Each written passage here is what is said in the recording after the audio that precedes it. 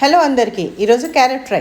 First కడాయి పెట్టుకొని కడాయిలో oil వేసుకొని దాంట్లో మినపప్పు మరింత వేసుకోవాలి. ఆవాలు మినపప్పు మంచిగా దూరగా వేగేంత వరకు మనము క్యారెట్ని చిన్న చిన్న ముక్కలుగా తయారు చేసుకోవాలి, కట్ చేసి పెట్టుకోవాలి. అవి వేగిన తర్వాత ఈ క్యారెట్ ముక్కలన్నీ మనము నూనెలో వేసేసుకొని ఇప్పుడు దాంట్లో కొంచెం పసుపు వేసుకొని బాగా ఫ్రై చేసుకొని మూత పెట్టేసుకొని మగ్గనివ్వాలండి. ఒక 5 నిమిషాల తర్వాత మగ్గిపోయి ఉంటాయి. బాగా మెత్తగా కాకూడదు, కొంచెం క్రంచీగా ఉంటేనే క్యారెట్ ఫ్రై బాగుంటుంది. ఒకసారి కలియబెట్టేసుకొని తగినంత ఉప్పు వేసుకొని మరి ఒక్కసారి కలియబెట్టేసుకొని మూత పెట్టేసుకోవాలి. మంచిగా మనకి కావాల్సినంత చూసుకుంటూ ఉండాలి. బాగా ఫ్రై అయితే మెత్తగా అయిపోతే బాగోదు, కొంచెం క్రంచీగా ఉంటే బాగుంటుంది. చూసారు కదా, ఇట్లా ముక్క కొంచెము కట్ అయింది. ఇంకా మూత పెట్టాల్సిన అవసరం లేదు.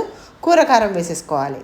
కూరకారంలో అన్నీ ఉంటాయి కదా, మసాలాలు అన్నీ ఉంటాయి కాబట్టి పర్ఫెక్ట్ అండి ఈ క్యారెట్ ఫ్రైకి. ఇలా చేసుకోండి, చాలా ఇష్టం లేని వాళ్ళు కూడా